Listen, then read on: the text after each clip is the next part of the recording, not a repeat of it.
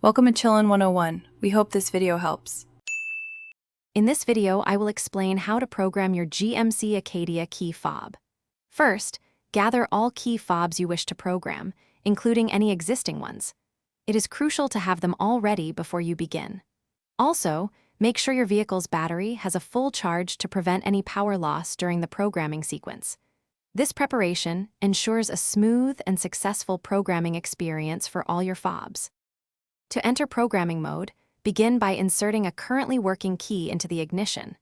Turn the key to the on position, then quickly cycle it off and on 2 more times.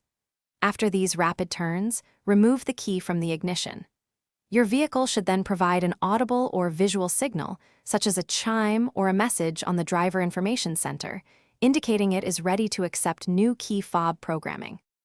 Now, with the vehicle in programming mode, take the new key fob you wish to program. Simultaneously press and hold both the lock and unlock buttons on the fob.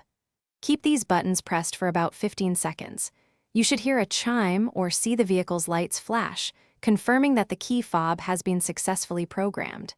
If you have more key fobs, repeat this exact step for each one immediately. To finalize the programming process, reinsert the original working key back into the ignition. Turn the key to the on position, which will signal the vehicle to exit programming mode. Once out of programming mode, thoroughly test each key fob you have programmed.